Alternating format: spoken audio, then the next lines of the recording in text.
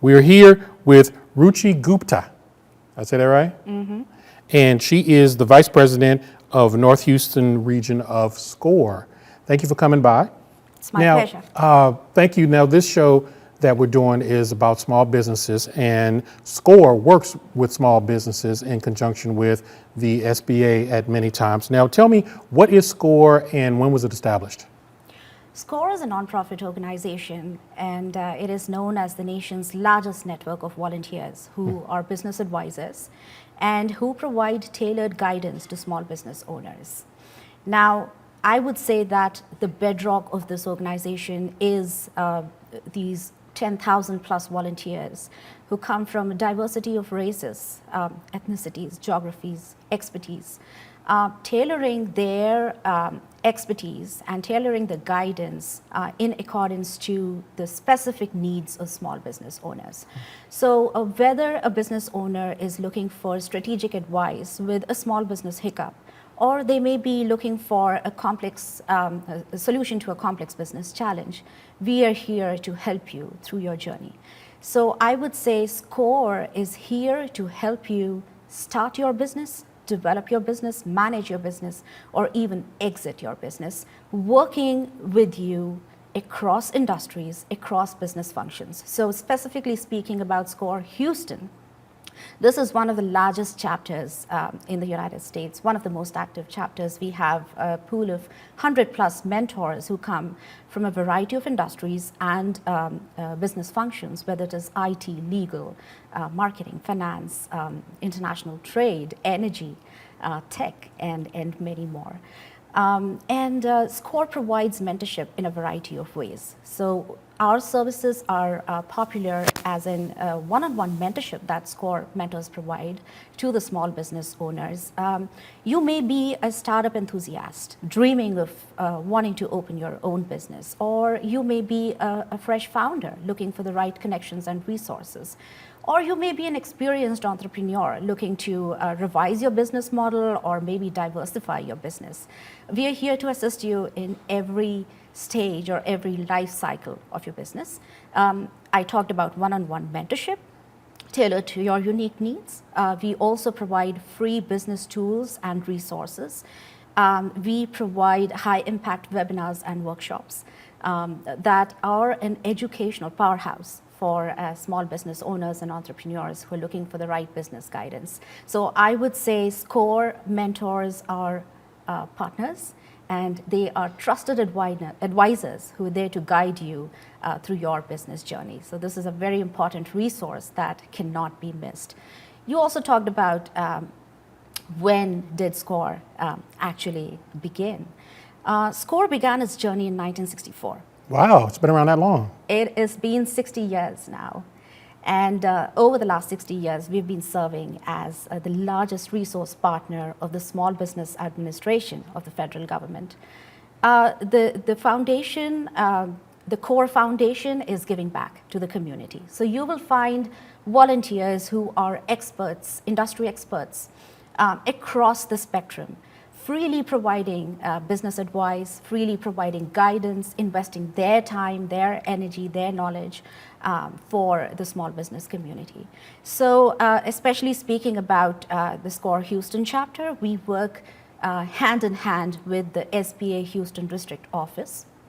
And not only that, we also partner with the other resource partners of the SBA, which are the Economic Development Councils or the financial institutions, the Chambers of Commerce, the Women's Development Center, the Veterans Business Center. So we have a huge pool of resources and hubs for all sections of the community. You may be a women entrepreneur, you may be a veteran, you may be a person of color who wants to get into business. So we have resources, we have the right tools and the tricks for everyone, no matter who you are, across the spectrum. Great. Now, when you start a business, what are some of the necessary things that you have to have in place? Parrish, that's an excellent question. And a very broad one too, because starting a business is a multifaceted journey. So for the sake of understanding, ease of understanding of our viewers, let me break this down into different phases. Speak like Jesus spoke to the kids. Yes, and that is how we do at SCORE too. So I would say phase one is definitely testing the viability of your business idea. You might have a great idea, but it needs to be viable. So you need to understand if your business is going to be sustainable and scalable over the long term. And this is where you perform adequate market research to really understand if your business is going to be profitable and if your business is able to run over a long period of time. So that's phase one, I would say. Phase two is about developing your business plan. Okay. All of the insights, all of the information that you gained, all of the data that you gained during your market research, you're going to put that in a business plan and develop it.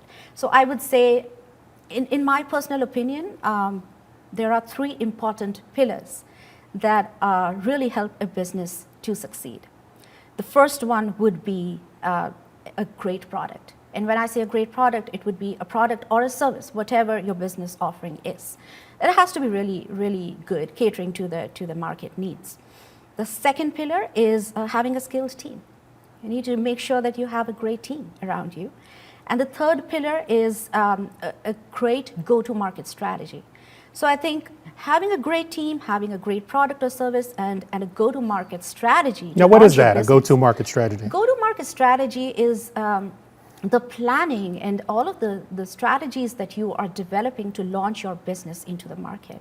And it entails a lot of market research to really understand your customer needs, really understand your target audience, understand where they're at, where do you find your target audience, which really helps you to hone down your distribution channels, and understand their preferences and needs, which really helps you to develop your market strategy. So you need to ensure that you have a proper product market fit. That is very important. So these are the three cornerstones to ensure the success of a business. But going back to your initial question of what are those essential steps or things to be put in place when you start a small business, I talked of phase one and phase two. We now go to phase three, where you have you've performed a litmus test to your business. You have developed your business plan or in the process of developing a business plan. The third phase would be the legalities of your business. And that is all about deciding the right business structure, deciding the right business entity. And let me dig a bit deep into this third phase, because this is a very critical decision. Deciding your business structure is going to affect how you operate and grow as a business. It will affect not only the day-to-day operations, but also the way your business is taxed. So it's a very critical business decision. And you may want to, if you are a sole individual, you may want to get into a DBA, you may want to establish an LLC corporation, you may want to get into a partnership, an S Corp, C Corp. There are different entities. Each entity has its own pros and cons, and different ways of registering the entities in the state of Texas. Once you have registered your business, the next step is to obtain a business license. So, this phase three is really about checking those boxes step by step. You got your entity registered, get your business license. So, for example, if you are wanting to get into the restaurant business, you would want to have a food service license. Or if you're a financial advisor, or you may be a real estate agent. So each one of these industries would need you to get the right business license to help you qualify and operate in that industry. Once you have that, the next step is getting an EIN. EIN is an employment identification number provided by the IRS. It's very important because it helps the IRS identify you as an entity, irrespective of whether you have employees or not. So getting an EIN is another crucial step. Now, once you have your EIN in place, you have your business registered, the next step is to get a business account. Very important. And also, It's crucial to keep your business account different from your personal account so that you're managing the two funds separately, right? You have your business account. The next step is understanding the accounting, making sure that the business credits and debits are in place, the expenses, the revenue flows, the cash flows are all set up in the system. So you may want to get in touch with an accountant or a tax expert to really understand what is the documentation needed so that you may be able to file the right taxes. So in all, and we say this at SCORE, you need to have a bail team, okay?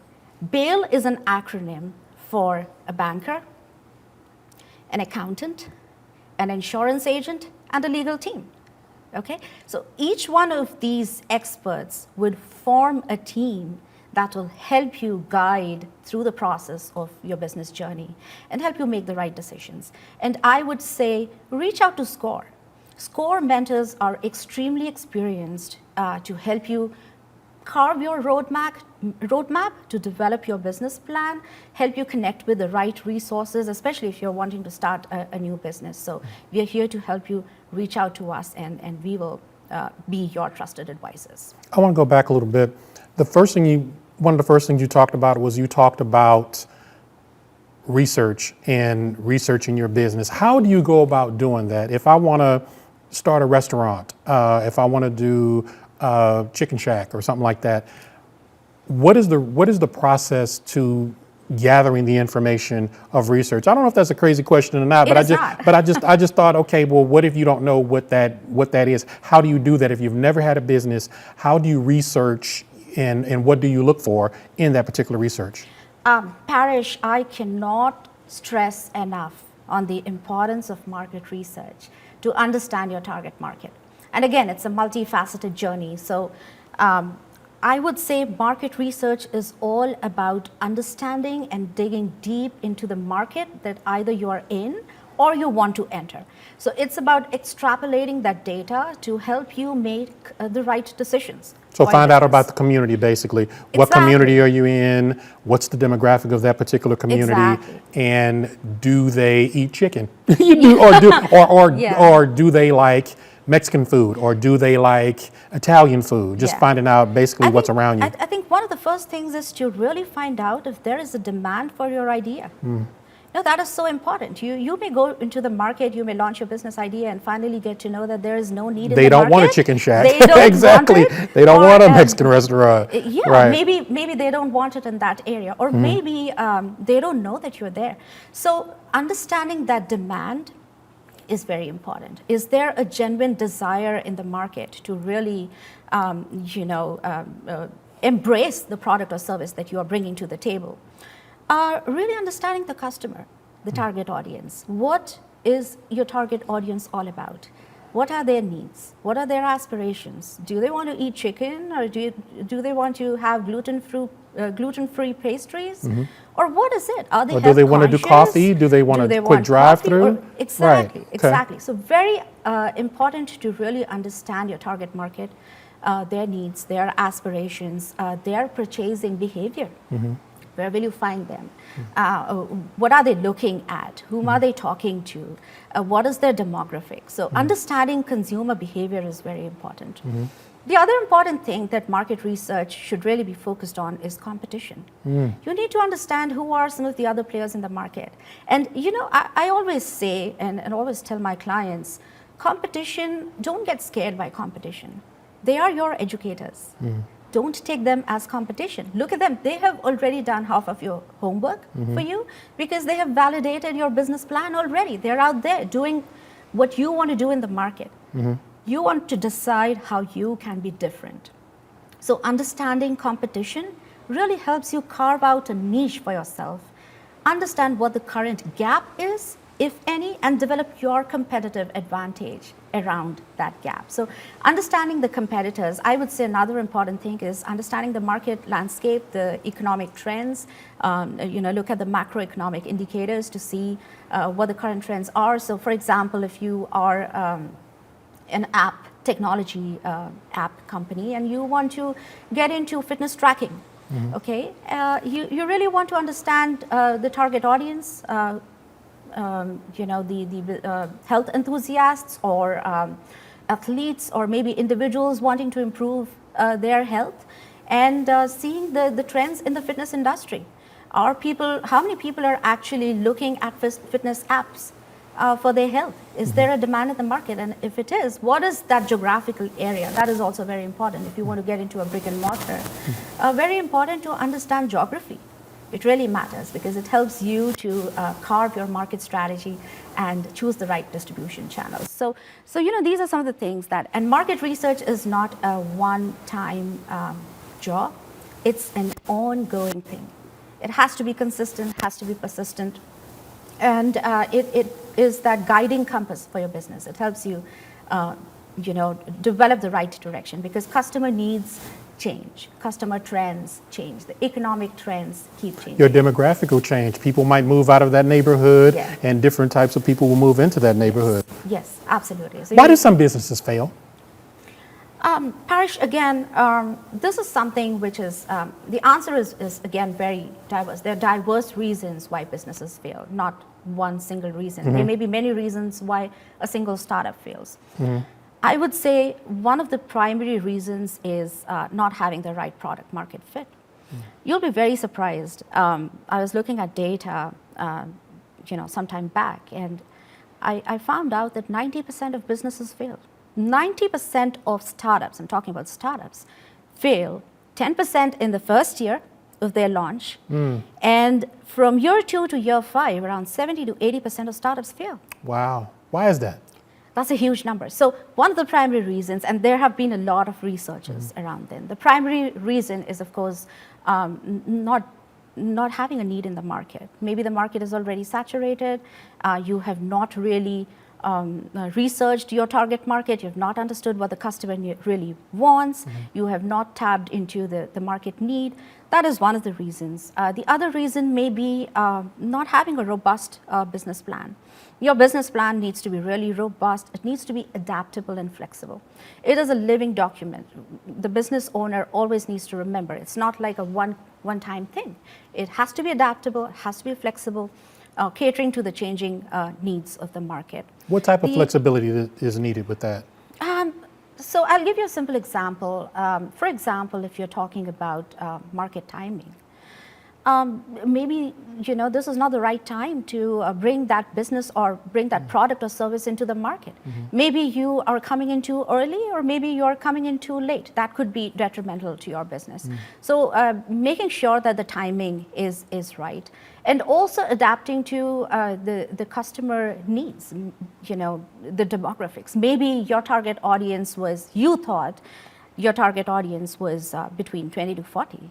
But then finally, when you actually start serving the market, you realize that the target market is 50 plus. So how do you actually reach that target market? Where are people who are 50 plus actually communicating? Where are they residing at? Digitally, I mean. Are they on Facebook? Are they on Insta? Where are they? How do you get in touch with them? So the entire strategy changes, not only your business plan, not only your target audience, but also your marketing strategy. And that is what I mean when I say being flexible, being adaptable. I'll share a very interesting research by a Harvard professor, a professor of entrepreneurship at the Harvard Business School. And they did a research on the startups as to why startups fail. The number one reason for failure was having bad bedfellows, meaning not having the right team. So you need to make sure, as we talked earlier, having a skilled team. We need to make sure that the people that we are surrounding ourselves with are complementing our weakness. They are improving our strengths. So, that is very important. A great team, one piece of the puzzle is the CEO or the founder's skill sets. That's just one small piece. The other piece is the supporting ecosystem, which is your team, their skill sets, their motivation, their aspirations. So, there are, again, a variety of reasons. And I would say let us not take failure as a failure. Let us take it as a learning opportunity, because failures are a part and parcel of every journey. And you have to fail before you succeed. Exactly. So it would be a stepping stone to success. You don't need to fret about failure. What is important is, what do you do with that Learn failure? from it. What How did do you you learn learn from it? and how do you now, go forward and improve yourself?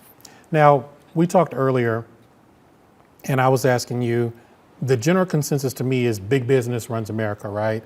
Is that these large multi-million and billion-dollar conglomerates have a large, how can I put this? It has a very large impact on America. But you were telling me something very interesting about small. I was asking you, how does that equate to small businesses? And you gave me a very interesting question. Can you share that again with me? Yeah, absolutely. And I think our viewers also need to, know about this and really pat their backs.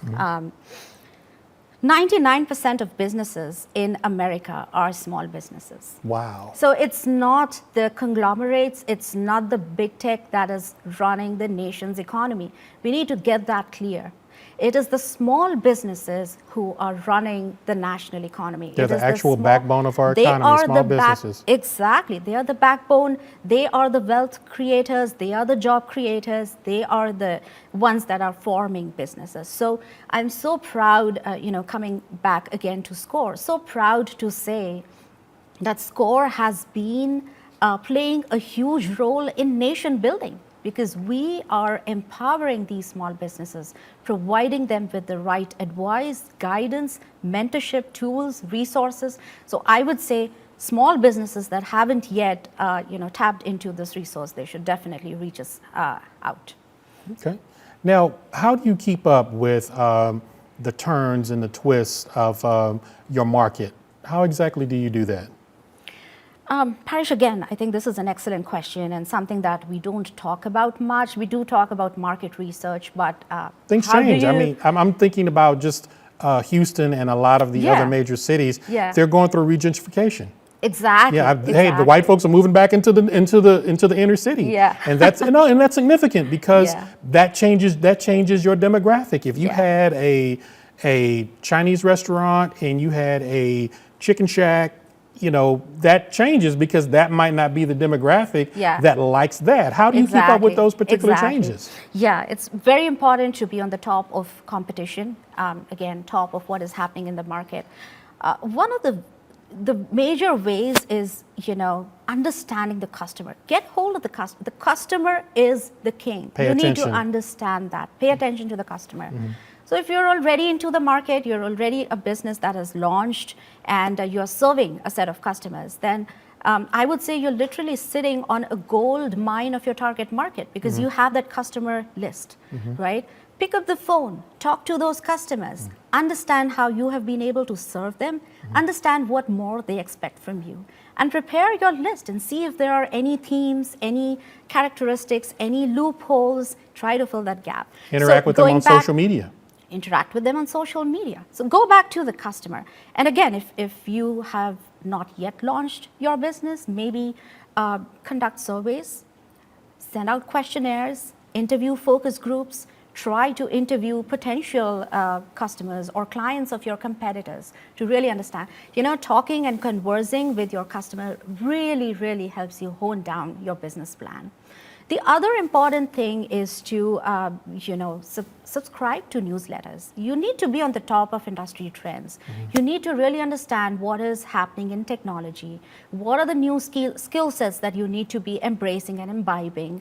Are there any trainings that are, taking place? SCORE has a variety of webinars and workshops that we provide free of cost for small businesses across financial management, social media, digital transformation, legal aspects, and so on.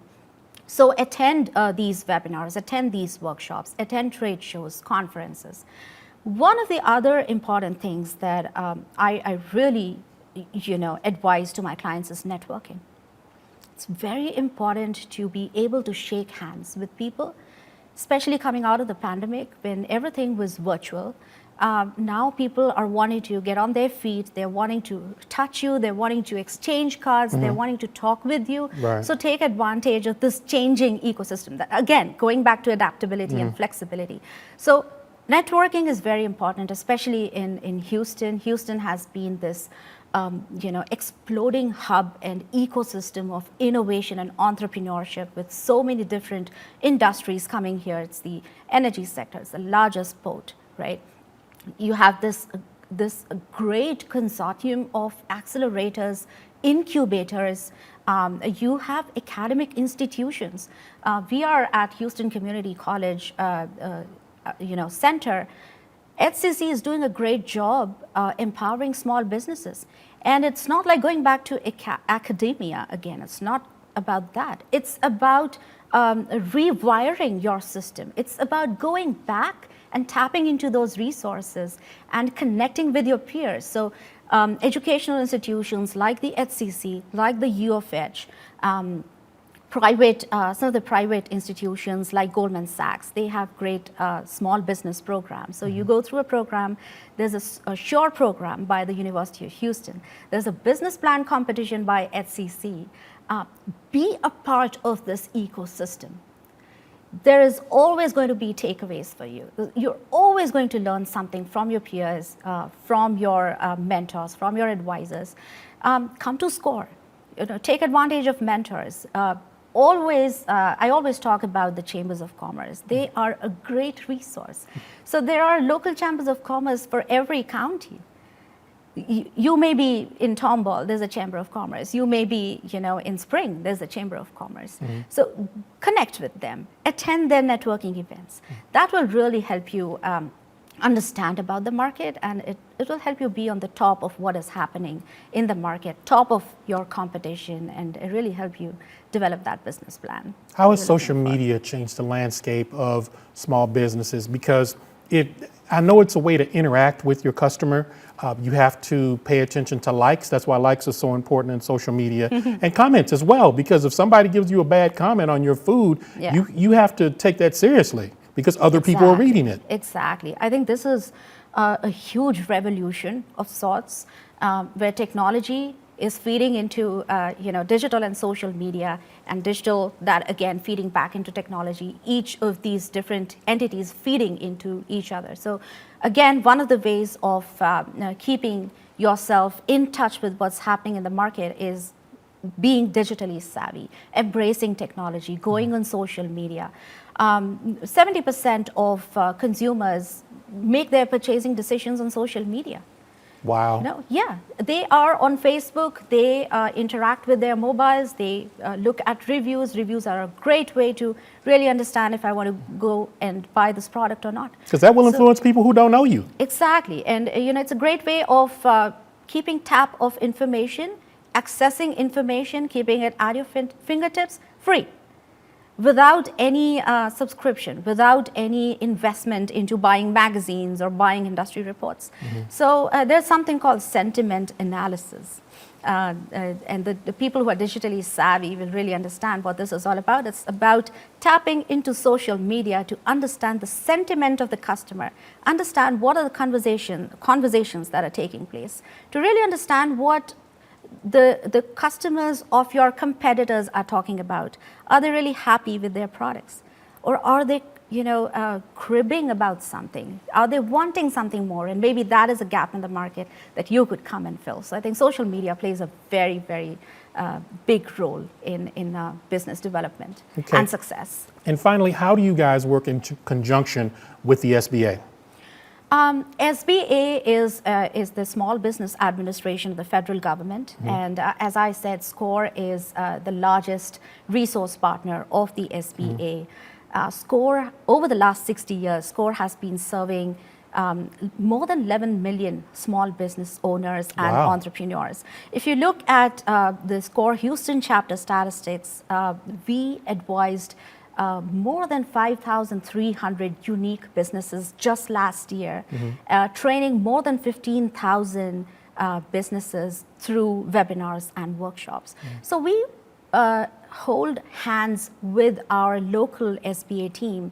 The SBA on a national level is in partnership with SCORE is a team of more than 10,000 volunteers. And the national SBA has its district offices in each one of these districts, as well as networking partners that the SBA works with. SCORE is one of the resource partners that works hand in hand with the SBA to help them fulfill their mission of empowering every individual with the right resources to help them succeed as a small business owner. And I'll give you an example here. Maybe you're interested in working with the government, with the federal government. Maybe you want to get into federal contracting. So what are those resources? Have a good accountant. Or have a good accountant. Have a great accountant. Exactly. Because they count the pennies. Absolutely. Absolutely. You are so right there, Parrish. Or maybe you want to ask for loan. And that involves a whole lot of business planning and developing your dossiers and developing that documentation that the banks require before they want to really credit you with loan. And that is the mission of the SBA, and SCORE works hand in hand to help the SBA team at the local level. If you talk about SCORE Houston, we work with them closely together, not only to partner with them, helping them fulfill their mission, but also partnering with their resource partners who are our partners too. And these are the financial institutions, the lending banks, the small business banks, the micro lenders, the Veterans Business Outreach Center, the Women's Business Center, and a whole lot of these resource partners that together empower and create this thriving ecosystem for the Houston business community. Great. Now, if people want to know more information about SCORE, where can they go? Yeah, and thank you for that, asking that question. I would love people who are watching this show to come to SCORE, ask for help. You could visit our website, www.score.org/Houston. You could request a mentor. So you have a tab called Request a Mentor. Fill out that form, fill out your need, fill out your industry, and the system will match you with the right mentor who has the right kind of expertise within the next 2 or 3 days. So you are connected to the right mentor who can cater to your individual needs. The other way is walk-ins. So you could walk into our Gesner office. We share our office space with the SBA on the 12th floor. At Gesner, it is 1201 South Gesner. We are open Monday through Friday, 10 to 2, if you want to talk to a mentor in person and get their advice. The other way is write to us. Maybe you want to email us at our website email address, which is on the website. So that these are some of the ways where you could really get in touch with a SCORE mentor. And I also want to add that SCORE mentors operate as per your schedule. So you want to not meet in person. Maybe you want to have an email conversation, or maybe you want to have a virtual Zoom meeting, or maybe you want to meet in person. So whatever the mode of communication you want, a SCORE mentor is flexible as per your schedule, and they will work hand in hand with you. That's great. Now that's for the city. Now what about if you're in another city? You can just search SCORE, you can Google SCORE. Yes. And in that particular city, if you're in Florida, if you're in Atlanta, or if you're in another city, you can do the exact same thing, correct? Exactly, Parrish, and thank you for bringing that up. I did miss out on saying SCORE has over 250 chapters in every city. So we serve in all of the territories and states within the United States. Serving with 250 chapters and over 10,000 volunteers. Many a times I have served a client who comes from Pennsylvania, or maybe from Chicago, or maybe from other parts of the country. So it depends on the kind of expertise that you are looking at. So if there's someone at another chapter who who might not be able to cater to your unique need, then they immediately transfer your case to SCORE chapter or to another chapter who would be able to cater to your needs. Her name is Ruchi Gupta, and she is the Vice President of North Houston region of SCORE here in Houston. It's great. Thank you so much for coming by. Thank you, Parrish. Thank you for inviting me. All right.